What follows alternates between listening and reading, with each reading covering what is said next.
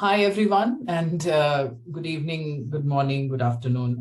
Welcome to the last lecture in the series. This is the last lecture that started as part of a longer series from mid of August with a number of people. Imagining the Environment is a series that has hosted now for about 11 people, distinguished, which consist of distinguished academic, activist, and journalist. We've had longer conversations about how we approach climate change in relation to rivers, but also soil and wider history and politics in the subcontinent, and especially in India. Before I introduce today's speaker, I'd like everyone to know that your videos have not been turned off, but for the moment of presentation, it would be great if you could remain, keep your videos off. And at the end of it, you can have it on and ask your question by raising a hand so that I can put you in order. I'm Rahul Ranjan for those of you who've not joined before. I'm a postdoctoral research fellow here at Oslo Metropolitan University. I'm part of a longer project which works on riverine rights in New Zealand, India, and Colombia. And within the project, I have a proposal that looks at the role of grief, trauma, disaster, and rights of river. I've been very fortunate to have had the opportunity to host this series. It's been an extremely rich learning curve for me as a young scholar, as well as I'm extremely honored that most of the people who've spoken in the series have granted permission to record the sessions, which effectively means that in a week's time, I will be able to create a tweet thread in which you will have recording for all the speakers who've spoken from mid-August. Today, we have a very interesting speaker, Dr. Camelia Dewan.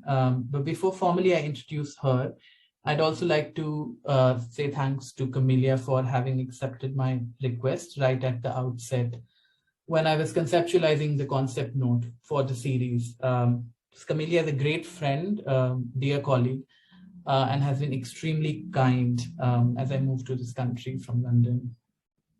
So Camelia is an environmental anthropologist. Her work focuses on anthropology of development. She's currently a postdoctoral research fellow on a Norwegian Research Council funded project called Disassembling the Life Cycle of Container Ship, where she examines the final stage of container ship through shipwrecking. Prior to SAI, where she's based now, Camelia lectured in environmental anthropology and political ecology, as well as development studies at Stockholm University in Sweden. She was awarded her PhD in social anthropology and environment from University of London in 2017. Her doctoral work consisted of intercollegiate and interdisciplinary collaboration between Department of Geography, Environment and Development Studies at Birkbeck College and Department of Social Anthropology at SOAS, both within the University of London. Her thesis was awarded the Royal Anthropological Institute Swat Soma Award. Her work interest is in climate change, which is one of the key challenges of the time, and large amounts of development aid that are allocated towards adaptation in the global south. She's recently published a fantastic book, which is also available in the polite reminder I had tweeted today to read if one is interested. The book is titled Misreading the Bengal Delta, Climate Change, Development, Livelihoods in Coastal Bangladesh. It's published by University of Washington Press. The book decolonizes development narratives of Bangladesh as a climate change victim. It combines long-term ethnographic fieldwork and environmental history to show that the same modernizing intervention that have produced severe environmental effects since colonial time are now repackaged as climate change adaptation and solutions. I'm very happy to have Camelia here. Camelia, you have about 45 minutes to speak, and then we will open the floor for about 20 minutes for question. But thank you so much for accepting our request to speak today. Welcome. Thank you, Rahul, and thank you so much for inviting me. Let's see if I can get this to work. Do you see my slide? Yeah, I can. Okay, great. And for those of you who want to, you're more than welcome to put your videos on so I see some faces to know if I'm going too fast or I'm incomprehensible or something. But I just want to say again, thank you, Rahul, for inviting me and for giving me this wonderful opportunity to talk about my book. And thanks to all of you here, a lot of new faces as well. So I look forward to your questions and the discussion at the end. So I will try to just give you some brief glimpses of what this book is about in order to have more of a discussion type session. So climate change, right? Imagining the environment is about climate change and water. And for me, climatic change, it's about how it has arisen from the unsustainable exploitation of nature in terms of profit and progress. This type of economic development that reduced humans and nature to pure commodities. And as political ecologists point out, environmental degradation is not an unfortunate accident under advanced capitalism. It is instead a part of the logic of that economic system. And today, we are witnessing the most rapid and extensive destruction of biodiversity in human existence, a trend that has escalated since the Industrial Revolution. The extraction and use of fossil fuels has resulted in greenhouse gas emissions that contribute to long-term climatic change through global warming. In addition, capitalist land use and industrial practices have also resulted in significant localized environmental degradation, including but not limited to pollution, water scarcity, soil acidification, deforestation, desertification, and salinization of once fertile lands. So the book consists of different examples of climate-related projects that are based on the same capitalist modes of production as in the past and how they exacerbate an environmental crisis while sometimes diverting funds and attention away from where they might most be needed. And in terms of Bangladesh, the most common reading of the country is as a victim of climate change that assumes that as global warming increases, ice caps will melt, sea levels will rise, and low-lying Bangladesh will drown, and people will flee because of floods and increasingly frequent natural disasters such as cyclones and tidal surges, thus in turn becoming climate refugees. But while simplified narratives may help make development interventions seem related to climate adaptation, to help attract aid funding, do such narratives accurately capture the causality of environmental change in a deltaic monsoonscape? And these are issues that I tackle in my book that shows how the entwinement of capitalist practices and development buzzwords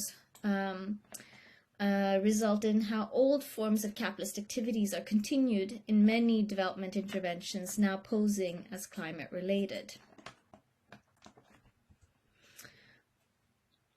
In the autumn of 2011, so this book has been a decade in the making, in the autumn of 2011, I was finishing 12 months of qualitative research on an internationally funded water governance project in Bangladesh's coastal zone. My field trips drew my attention to several urgent problems that our rural interlocutors had raised. This ranged from monoculture, such as saline tiger prawn cultivation, Bagda, that weakened flood protection embankments and destroyed the soil, to canals which filled up with heavy sediment each year, causing them to die. But the goal of our project was to assess the operation and maintenance of the embankments and their sluice gates. So I had to exclude many of our findings about the contentiousness of infrastructure and land use practices, and wanted to explore these issues further in a new project, in a PhD proposal. And I began asking fellow researchers I met during the year how to best pursue this. And when I mentioned my interest in land use and siltation to a fellow Bangladeshi researcher as we sat in Gulshan, Dhaka's fanciest neighborhood, bustling with international development consultants, he commented on the increasing amount of financial support for climate change research and proposed that the title of my research proposal ought to mention climate change.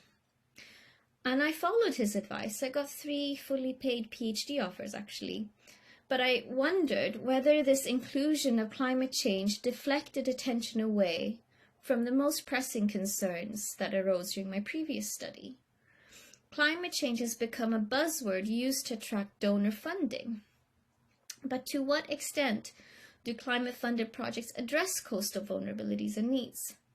How does the idea of climate change shape the direction of development interventions in the Global South? To what extent do these interventions correspond with the concerns and the needs of the people they seek to help?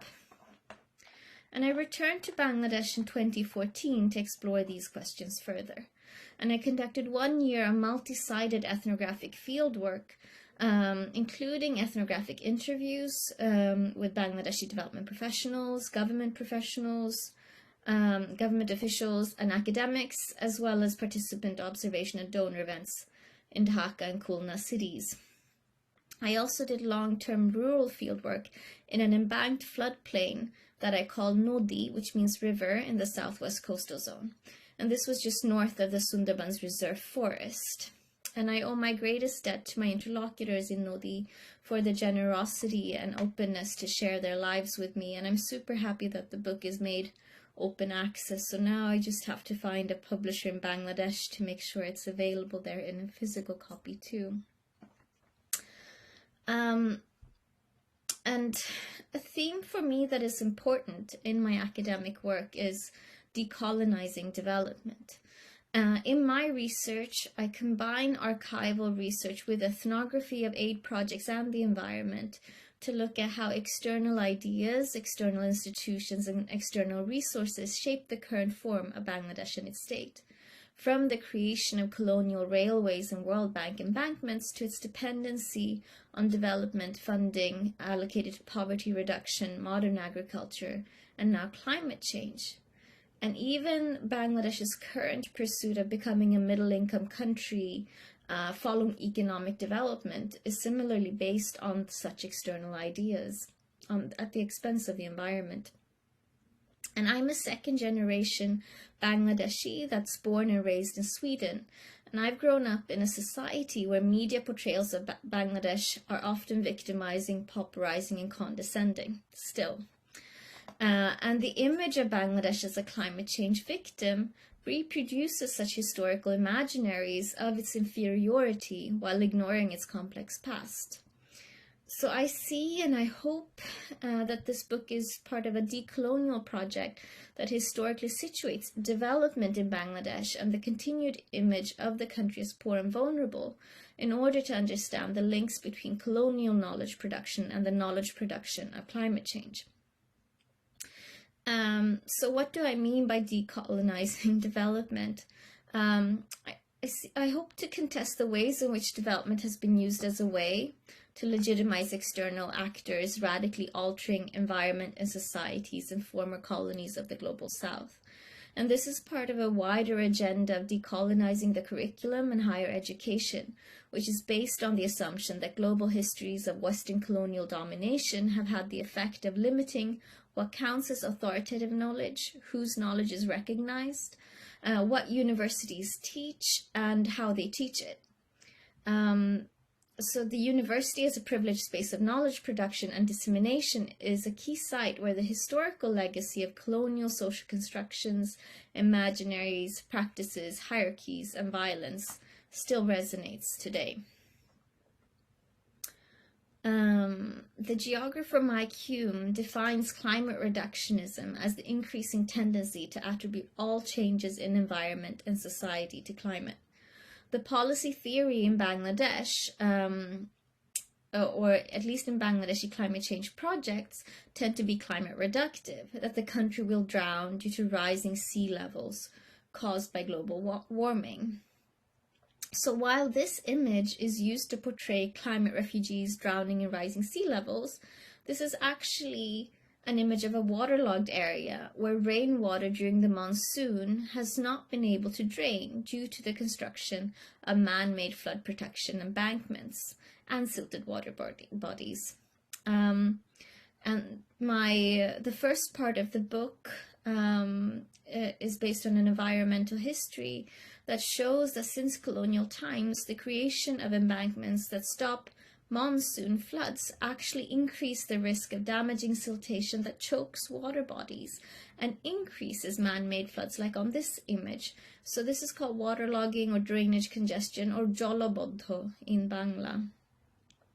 And by differentiating between the physical processes of climatic change and the discursive ideas of climate as the main cause of climate change, my research demonstrates how climate change can be a powerful discursive phenomenon that alters expectations of causality. And the history of siltation is integral to understand that floods in Bangladesh are not just about sea level rise, and is entwined with the process of which the Bengal Delta was deforested, where the mangrove wetlands were converted into arable land. And this has been done since the Turkic Sultanate and the Mughals, but the rapid pace of British deforestation under the East India Company and the British Raj involved entering low-lying parts of the southern Sundarbans, subject to tidal brackish water from the Bay of Bengal. And the top line here on this map is the boundary of the forest in 1779 in Bengal's in Reynolds' Atlas of the Bengal. And the bottom line is for the 1874 boundary. And I engage a lot with really important work in South Asia on this period, on deforestation and the Permanent Settlement Act.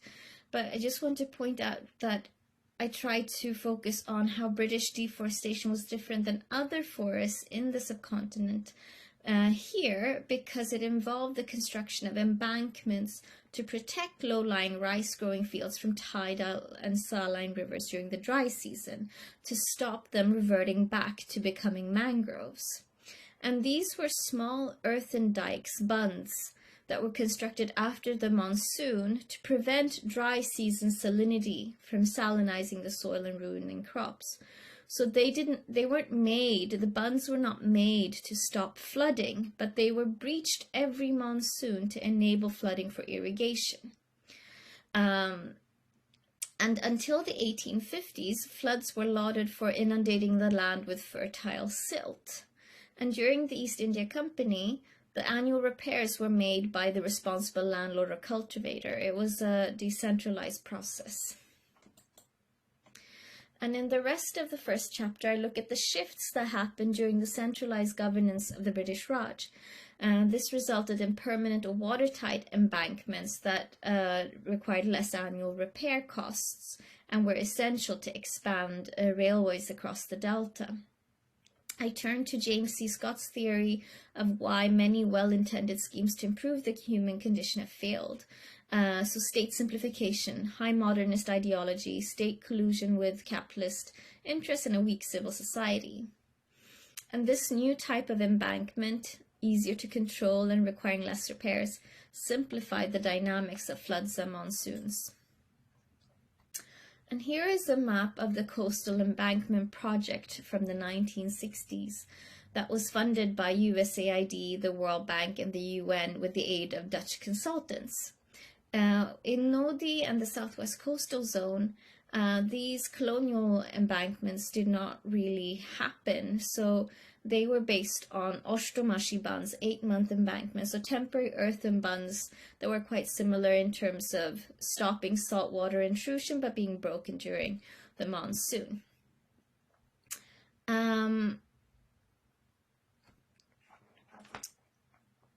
So here you see that more than 130 floodplains were embanked, and this resulted in several different problems. Just to show you here, the 1960s coastal embankment Coastal Embankment Project constructed these polders that were permanent, so they would not breach like the Ostromashi bands. And they didn't have enough sluice gates as there were canals. They stopped the process of flooding and interchange between the river and floodplain.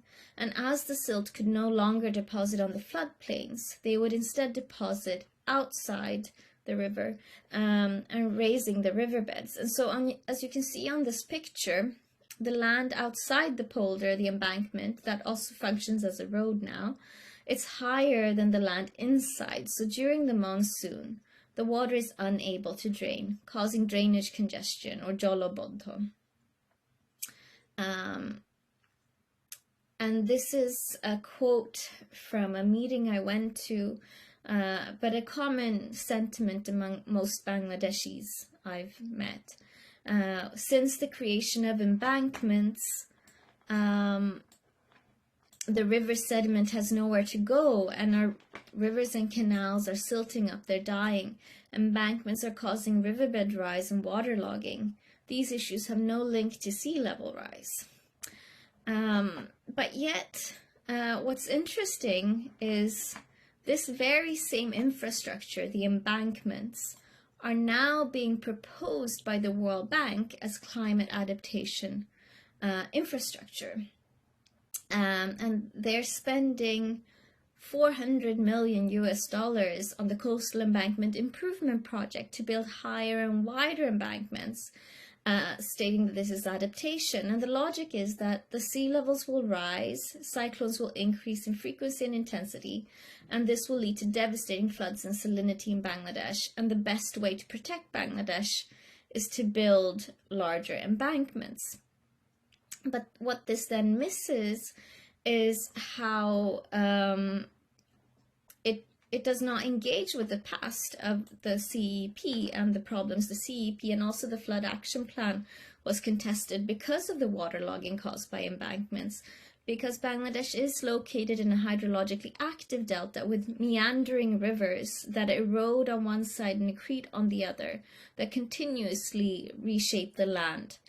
And the silt in these waters have the ability to raise existing land levels. They can change whole waterscapes and ecologies.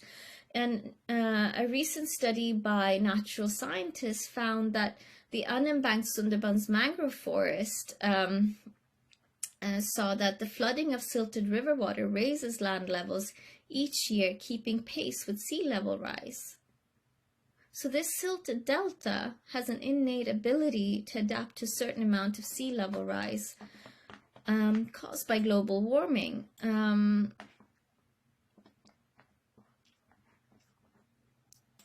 So we can discuss this further as well. So then back to the question on climate change as a spice. Can it save the river?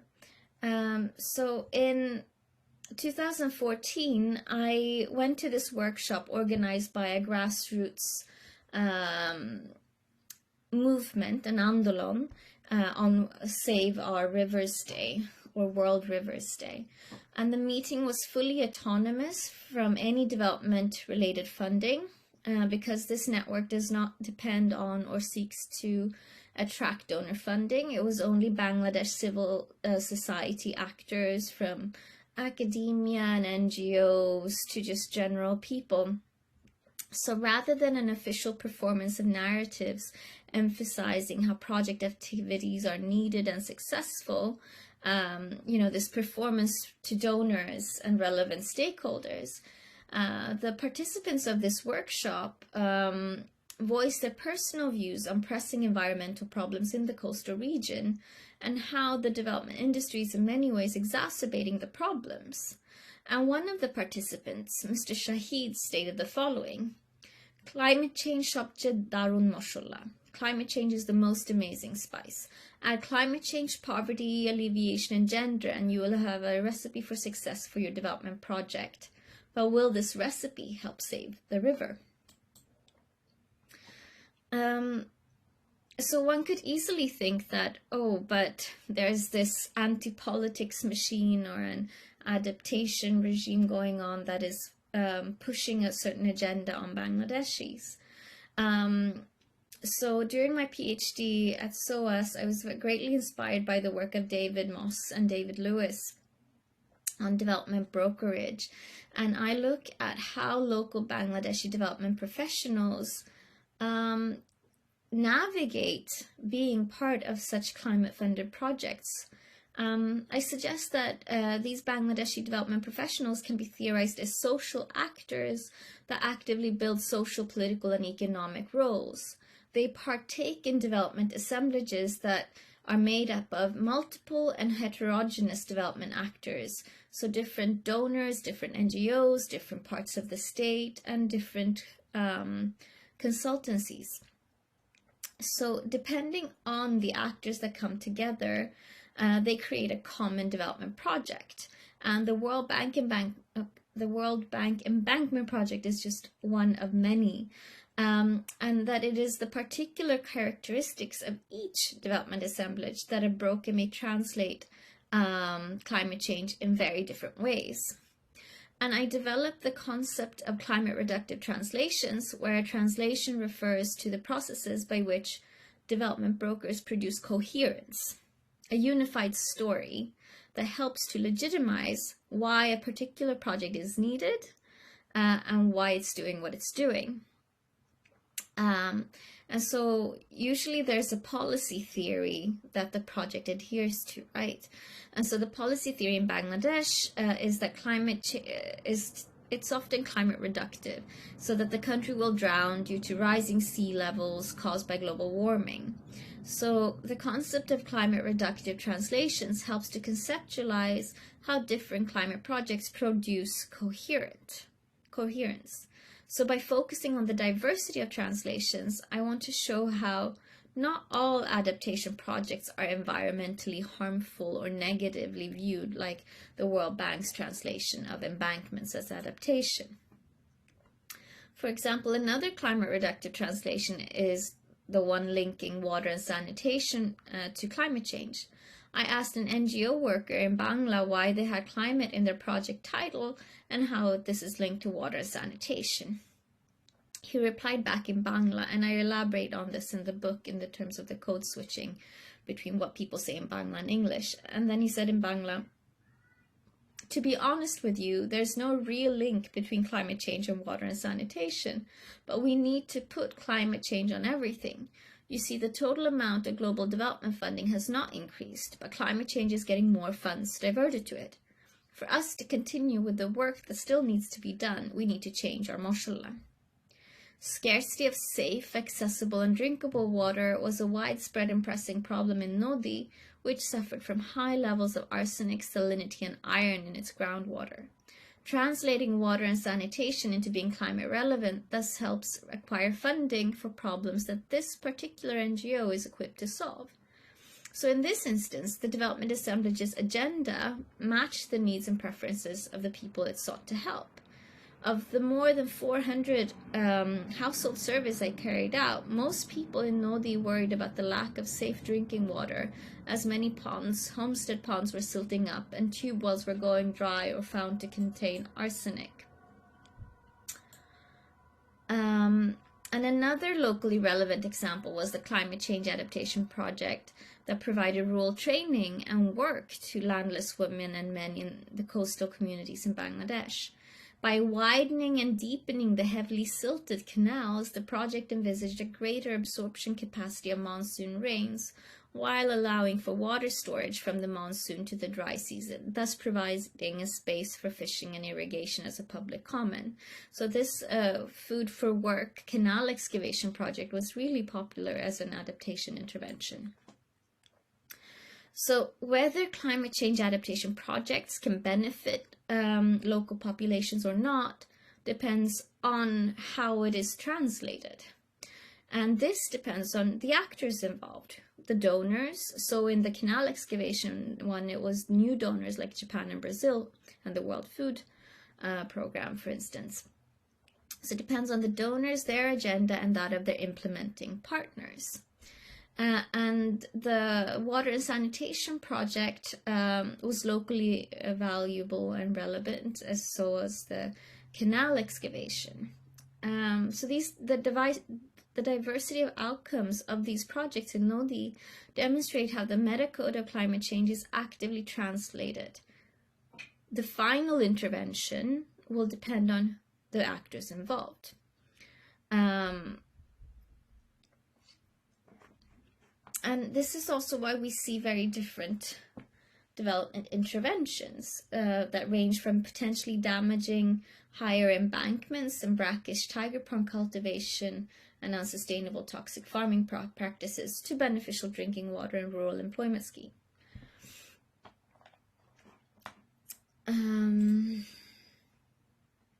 So what problems arise when tiger prawn cultivation is translated as climate adaptation intervention? There are specific and complex causes of salinity in the southwest coastal zone that problematize this narrative of inevitable salinity. Embankments and silt management strategies such as tidal river management are important in countering seasonal salinity. An examination of the specificities of salinity in tidal rivers highlight how tiger prawn cultivation is an unsuitable adaptation measure in areas where freshwater cultivation is possible during the monsoon season. Another misreading of this translation of tiger prawn cultivation as adaptation is that it misses the socioeconomic inequalities of such an export-oriented mode of brackish aquaculture. This is also deeply entangled with environmental degradation. Combining theories of primitive accumulation and accumulation by dispossession with political ecologies of water grabbing, or Laila Mehta and co-authors' idea of contested control of water resources, this helps to illustrate a long history of violence caused by brackish aquaculture in the southwest coastal zone. Canal grabbing, or kaldokol, refers to the privatization of once public and state-owned canals, and this dispossession of commons was integral to facilitate export-oriented cultivation with the 1980s Blue Revolution. This deprived local people of their customary rights not only to land, but to wild fisheries and recreational use of wetlands. In addition, the purposeful salinization of once freshwater bodies came to have negative embodied and gendered effects. A critique of brackish aquaculture that incorporates the importance of a healthy environment for well-being, for social reproduction, also helps capture the effective and embodied experiences of socio-environmental inequalities. And here I'm also inspired by Farhana Sultana's work and on feminist political ecologies.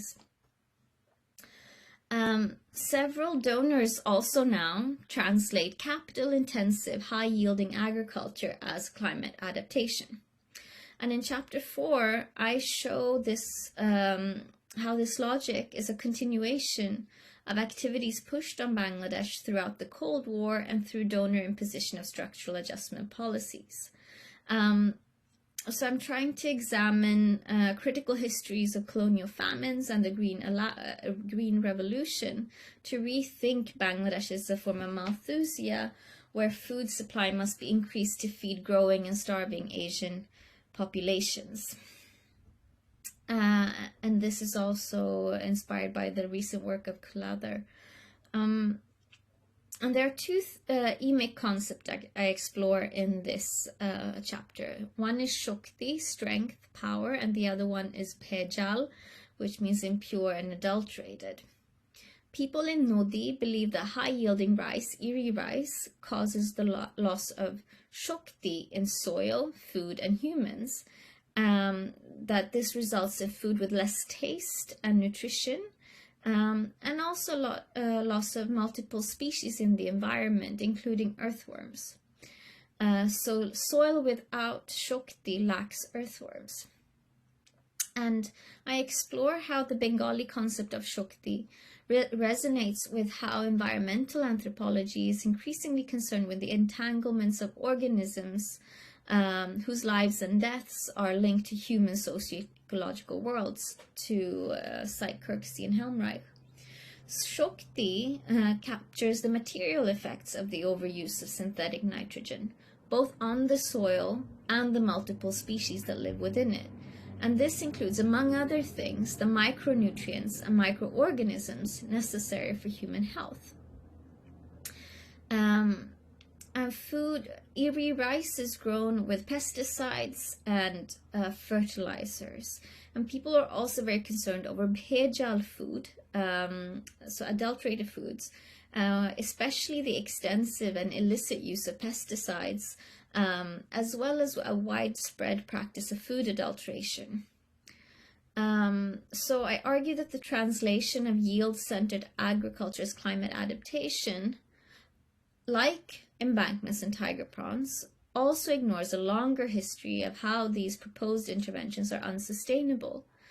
And such a translation fails to address an acute problem of the overuse of chemicals that risk both human health and long-term soil fertility that is needed if we are supposed to be resilient in a climate uncertain future.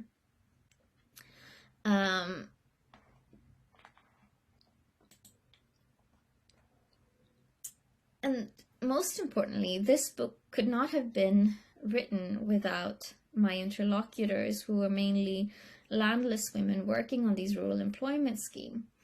And I've gotten some feedback that maybe this book could have been neatly framed without my last chapter on surviving inequality, structural violence, underemployment, and debt, because it has frankly nothing to do with climate adaptation projects. But what it does do, however, is to highlight the risks of climate reductive translations of development, excluding local livelihood concerns. So by that I mean the bottom-up perspectives of what people themselves believe causes vulnerabilities in their everyday lives. So this last chapter is a space for the voices of my interlocutors and their main pressing problems, which ranged from high out-of-pocket expenditure on healthcare, education, and healthcare to underemployment and domestic violence. And it's worth noting that most households in Nodi, like many other places in Bangladesh, are tied into 4 to 5 NGO loans. And microcredit is in that sense a symptom of a wider issue of structural violence and social inequality, where Bangladeshis are denied citizen entitlements such as universal public health care, and they have to accumulate debt to afford out-of-pocket expenditure in order to make sure that they themselves and their family members get the health and treatment they need, or to pay for the education for their children. They also need to pay ghush or bribes to work, or dowries to secure stable marriage partners for their children, in a social landscape that is filled with underemployment and short-term micro-projects. The absence of the state enables widespread social inequality, whereas short-term project narratives tend to ignore the structural constraints faced by the people they seek to help. So as much of Bangladesh's development aid in coming years is allocated to climate change adaptation, it's important to ensure that translations of climate change address the needs of the general population and improve livelihoods in a context of environmental degradation, for-profit food production, and scarce public healthcare facilities. So with this book, I want to show that Bangladesh's environmental crisis goes beyond climate crisis. This anthropological study shows the different ways in which development interventions are based on mistaken causal explanations, such as misreading floods, sea level rise, food insecurity, and coastal vulnerabilities. This critique of the development industry and how it risks failing the environment and society in coastal Bangladesh is urgent, and this intensified with the global COVID-19 pandemic. The intersection of pandemic and cyclonic events last year highlights the importance of a proactive government, but also the need to create a public healthcare system with universal coverage, and to create a system of citizen entitlements to reduce social inequalities. Zoonotic epidemics are likely to increase in frequency as industrial food production and habitat loss worsen in our current economic system. For Bangladesh to survive future challenges, long-term governance and infrastructure is of the essence, for without such a system, structural violence and inequality prevails. So the attention to social injustice and citizen entitlements tends to be neglected in development discourses of Bangladesh. So future research and development interventions could pay more attention to socioeconomic inequality and scrutinize the actions of government decisions like introducing a coal plant to the Sundarbans and expanding industries in agrarian coastal regions. To what extent may the promise of future growth worsen Bangladesh's current problems of environmental degradation, pollution, and structural health inequalities, both today and in a climate uncertain future? So thank you for your time and attention. And this QR code takes you to the free open access